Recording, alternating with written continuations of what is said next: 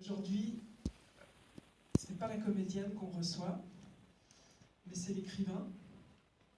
Alors vous publiez ce premier livre, El Barrio, Les Abusés, qui est votre premier. Alors je vais quand même dire 2-3 mots du livre avant de passer au questionnement. Enfin, je dirais aussi, il y a énormément de choses à dire sur ce livre. Dans le pitch, en général, ce qu'on lit dans la presse, on dit que c'est l'histoire d'un homme et d'une femme, Adélie et Samuel, qui vivent une grande histoire d'amour, disons une passion amoureuse. Et dans votre livre, on se retrouve à la fois dans la tête de l'homme et de la femme.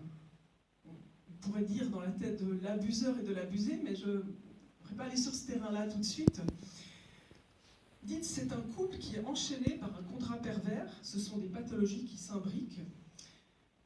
Alors, ma première question, avant de parler du style, du fond, des personnages, vous avez souvent évoqué dans des interviews le sentiment de ne pas vous sentir forcément légitime comme comédienne, comme actrice, bien que, je me rappelle, vous avez eu le César de la meilleure actrice avec Nikita en 91.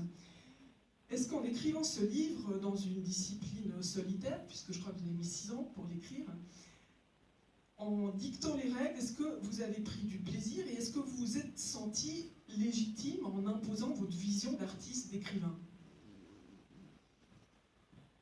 Bonjour, alors merci d'être là parce qu'il est 14h, je ne sais pas si vous avez mangé avec un lance-pierre, mais moi un peu, parce que c'est un horaire un peu particulier, donc j'apprécie d'autant plus que vous soyez déplacés à un horaire qui n'était pas forcément le plus pratique pour tous. Et ça me fait très plaisir de vous voir nombreux.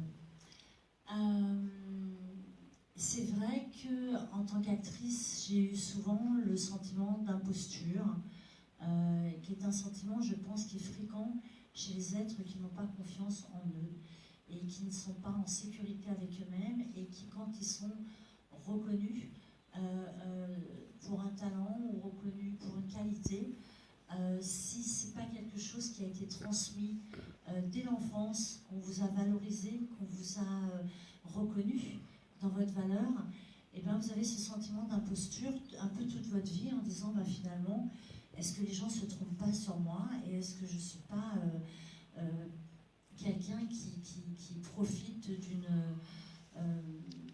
situation.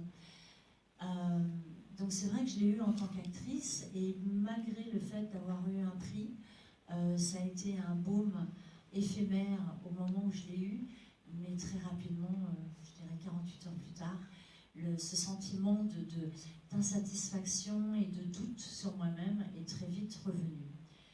Dans l'écriture, c'est tout à fait différent parce qu'il y a quelque chose d'abord qu'on maîtrise en solitaire. On est seul face à sa page et que effectivement il y a un inconscient qui se révèle et qui prend le pas sur ce que vous pensez pouvoir maîtriser.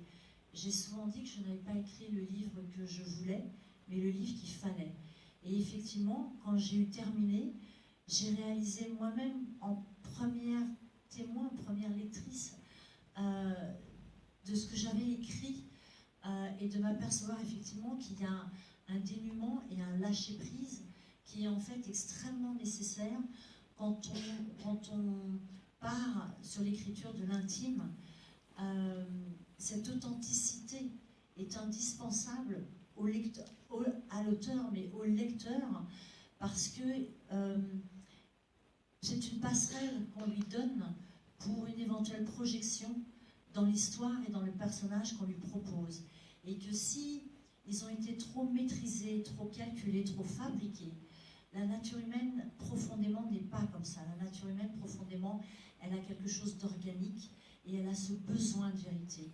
Et ce lâcher-prise qui peut faire très peur au moment de l'écriture, il est en fait absolument essentiel et en ça a quelque chose d'extrêmement libérateur. Je ne sais pas si je réponds à votre question.